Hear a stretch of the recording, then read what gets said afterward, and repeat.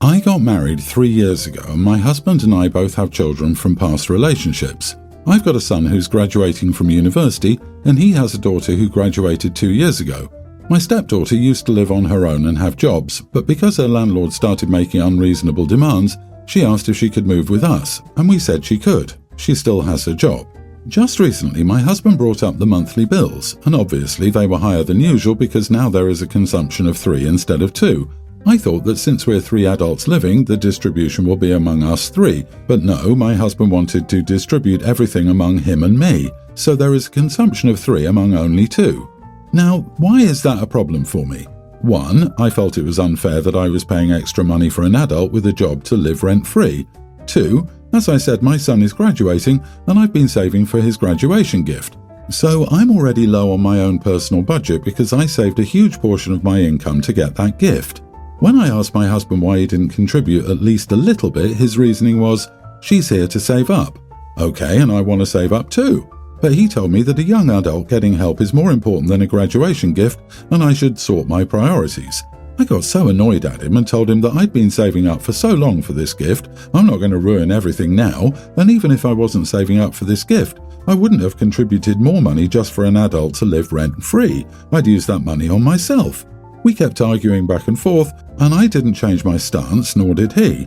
Am I the idiot because I don't want to pay extra bills because my stepdaughter is living with us? Not the idiot. Your stepdaughter is still employed and earning the same income she had while renting. I presume that she was paying other bills associated with day-to-day living, groceries, phone, utilities, car payments, gas, etc. Why does her father suddenly think she should no longer have to cover those expenses? She can tuck away the amount she was paying for rent into her savings account. Neither you nor her father need to cover her other normal expenses. However, if he feels it necessary, he has to cover her household expenses 100% while you continue to pay your previously agreed upon portion of those expenses. It's his daughter. If he wants to cover her bills even though she has the income to do so, that's his business. So what exactly is the point of this marriage? You two are basically roommates who have intimacy, but I don't see a marriage here. He should contribute towards your son's gift or give him a separate one, and you should not be petty about slightly increased bills while his daughter is there. Seems so many people go into marriage expecting divorce, keeping everything separate and keeping tabs on who owes whom, which I find nuts. You are the idiot. You knew the guy had a kid and you married him. It's very foreseeable that a college-age kid will move home, and it's common, though not a social norm that I know of, to absorb some to most of the expenses of that kid moving home. Feel free to negotiate what works. She could contribute some labour, but you are the idiot for thinking it's not reasonably part of your responsibilities. My daughter Jenny, a young teen, has a best friend, Morgan, almost a young teen. The two of them spend a lot of time together at our place. I don't know Morgan's mother very well as Jenny doesn't often go to their house. This is mainly because Morgan's house is a little chaotic. She has 4 siblings. Jenny is an only child and Morgan has said she likes the quiet. Morgan has done a lot of stuff with us. I occasionally enter radio, online competitions, and I will win tickets to certain local events. When I won 4 tickets to a concert last year, Jenny and I brought Morgan along with one other friend. We all had a blast. Recently, I won another pair of tickets to a concert I planned to attend with Jenny. A few days later, I was told about a work trip that I had to take that fell that weekend. Jenny usually comes with me, so Jenny suggested we give the tickets to Morgan for her birthday. She could either go with another friend or her mom. I checked with Morgan's mom before we mentioned this to Morgan and she said that was fine. Last night, Morgan was at our house and she seemed upset. When I asked why, she said her mom was taking her brother to the concert because her brother has never been to a concert before. I asked if Morgan's brother even liked the band and Morgan said no, it was just the principle of the matter. Morgan and her other 3 siblings have been to concerts. He hasn't, and since they can't afford stuff like this, he gets to go. I found this unfair and honestly a waste of tickets. I called Morgan's mom to double-check this story, and she confirmed it all, including her tween son barely knowing anything about the band. I said I'm sorry, but I don't feel right giving these as a birthday gift anymore, as these were for Morgan. I said we give them to Jenny and Morgan's other friend, who I know likes the band, and we'll get Morgan something else for her birthday. Morgan is okay with this. Morgan's mom is angry and says I'm trying to tell her how to parent. I don't think I am, because if a different friend gave Morgan the tickets and it was the same result, as crappy as I'd find her mom doing this, I wouldn't say anything, as that's not my business. As I'm giving the tickets, I want them to go to Morgan. I'd also feel different if the brother loved the band too, but I don't want to give them as he doesn't. So here I am, left wondering if I'm being an idiot here. Not the idiot. Please tell me you're just as curious as to what is really going on, because that's insane. Why is her mom dragging a kid to a concert if the kid doesn't even want to go? If we were friends, I would volunteer my own money to Morgan's mom to take Lil Bro to a concert he may actually enjoy, because why? Talk about an utter waste. Kids will hate it, Morgan will be angry, and you'll be angry. Does mom like the band? But then why bring an uninterested kid? I don't get it.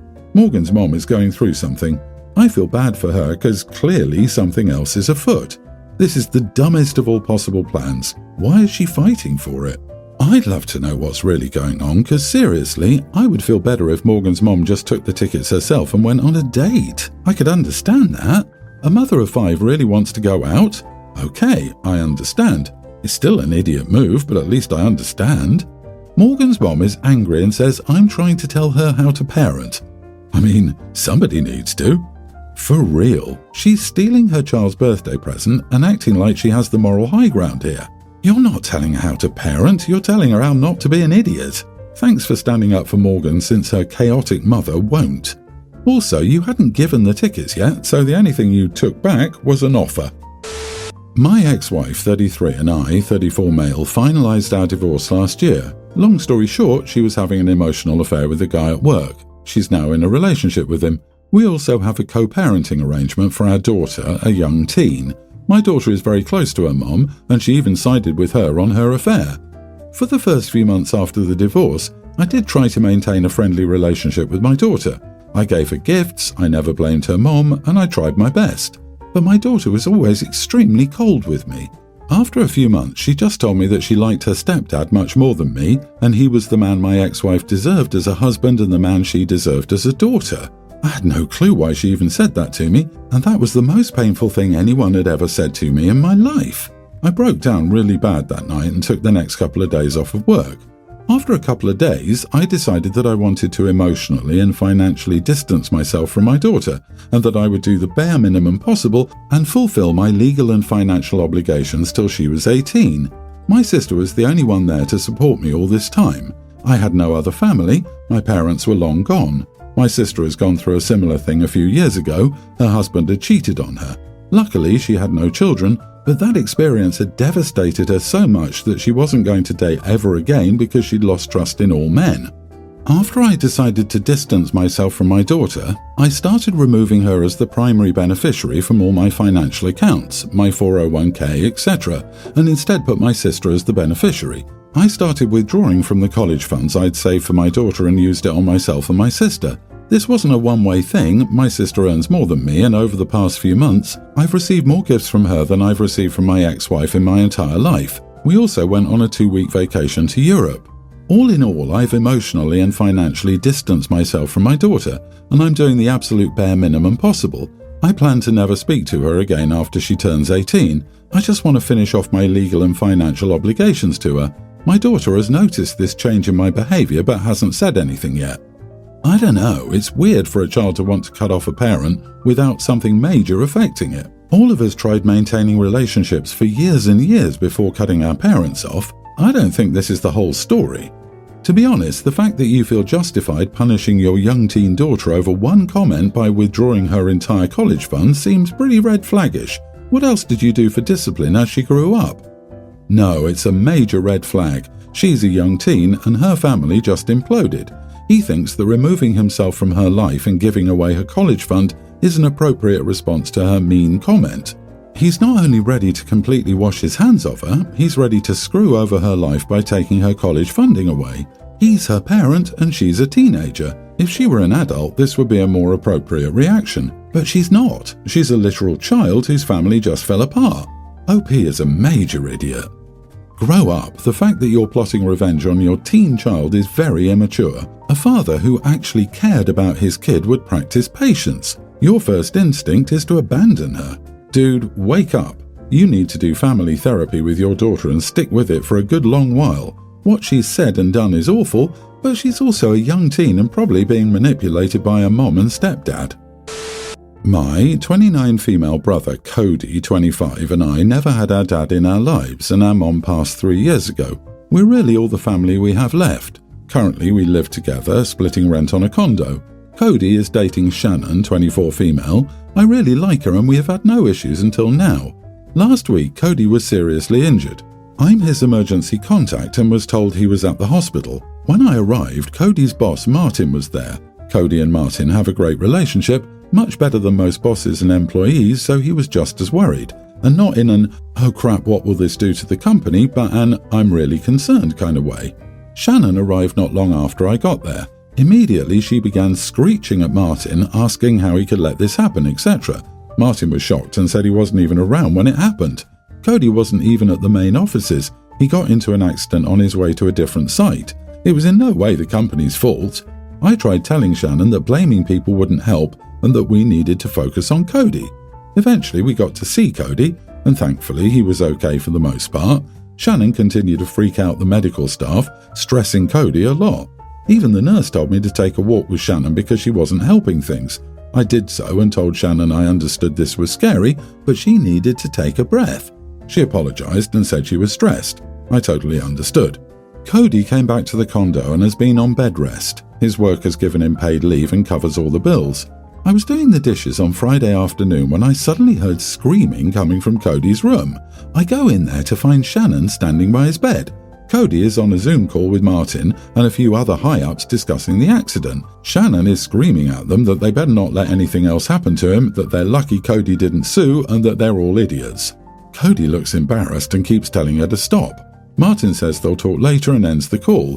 When I asked what happened, Cody said that he was discussing the company car that was totaled in the accident and when could he expect to get a new one. Shannon interrupted their conversation out of nowhere and flipped out. Cody looked exhausted, so I told Shannon to follow me. I asked her to leave. I said she was risking Cody's job and couldn't go around screaming at everyone. She told me she's just stressed. I said I got it. It was terrifying to get that call and see him like that. But Cody doesn't need everyone screaming, especially at people who've been nothing but nice. She got irritated and said she wouldn't go unless Cody asked her. I said it was my condo too and I didn't want her there. So she left. Cody isn't mad at me, but he also says he wouldn't have cared if she stayed. Shannon, however, is angry at me and feels I was diminishing her feelings. Am I the idiot? Not the idiot. Everybody deals with stress differently. Some of us scream when we really shouldn't, but being stressed doesn't mean it's okay to insert yourself into the situation and risk making it worse because you don't want to control yourself or observe quietly from the sidelines.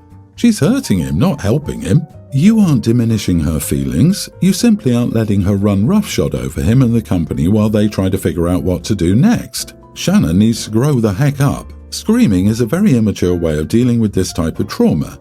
Blame storming is a very immature way of dealing with this situation. Her being stressed is honestly no excuse. You're stressed too, but you're not having a toddler meltdown like she is. Is this how she will be if the relationship gets really serious with Cody? Partner disagreements? Financial issues? Kids? Yikes. Hopefully the girlfriend will pull her head out of her butt. Fingers crossed. I, 33 female, have a sister Jane, 40. Jane and her husband have 7 kids. Her tween son, Braxton, is graduating from elementary school later this month. Braxton is the school president and thus will be giving a speech at graduation. Jane read Braxton's graduation speech last night while we were at our mom's house for dinner, and it ended up in a massive argument. 5 years ago, my husband, 33, and I hosted an exchange student, Justin, a male teen at the time, now 20, who's from the Philippines. Justin loves basketball, and when we found this out, we were excited for Braxton, who was a young grammar schooler at the time, because he'd started playing basketball, but nobody in the family was interested. This quickly evolved into my husband and I driving Justin and Braxton to the gym or a local sports centre daily to play. I would generally supervise as I wasn't working and had no kids at the time. By the end of the year, Justin and Braxton grew close, and after Justin left, they would still talk on the phone. My husband and I would help them speak to each other. Justin started college this year after taking a gap year due to the global issue. He's an international student at a college around 45 minutes away. He lived on campus this year, but will be moving into Jane's house, specifically Braxton's room, very soon. Braxton and Justin have spent a lot of time together since he got back to the States. I'll drive up to the university with Braxton and they'll hang out. Braxton spends more time with Justin than with his siblings or parents. Jane and her husband must divide attention among 7 kids. In Braxton's graduation speech, the first person he thanks and the one he writes about the most is Justin. He speaks about how Justin is his role model, like a bigger brother, and how he's helped him with basketball. Jane got upset when reading this. She asked Braxton why he would put Justin over his own blood, and he explained that he wants to be like Justin when he grows up. Justin recently started teaching him Tagalog. He said how he admires how smart Justin was for knowing different languages and speaking about all that he admires in Justin. Jane suggested that he rewrite it and include family first, but he said Justin was family to him, so she argued some more before stepping out of the kitchen. I went into the living room after a bit to check on her. We're close and normally she opens up to me. She started to whine about how she does so much for him and how he only likes Justin because he's a cool kid. I brought up how I drive him places and she whined about how she has 7 kids. She continued to whine about his speech and I told her to stop whining and act like an adult. She got angry at me and started to argue. She hasn't spoken to me since last night when she seems angry at me. She won't pick up my calls. Am I the idiot? Not the idiot. First, elementary school graduation. Okay, then it's perfectly normal for a child that age to idolize older siblings and family friends over family members. Your nephew was so lucky to have this remarkable kid in his life. Your sister needs to let it go. Again, it's elementary school graduation. We're lucky if Spider-Man doesn't get mentioned. I don't know why the mom is so bent out of shape by the speech. OP does more for this kid than his own mother does. If any adult was going to be mentioned, it should be OP and all she'd done for him. If the kid spends more time with Justin than with his own family, it doesn't sound like Mom spends any time with him or knows him at all. LMAO, she whined about how she has 7 kids. Like, oops, where did these kids all come from? What an unfair lot in life. Your sister sounds like she might not be the brightest crayon in the box. She certainly doesn't have Braxton's best interests at heart.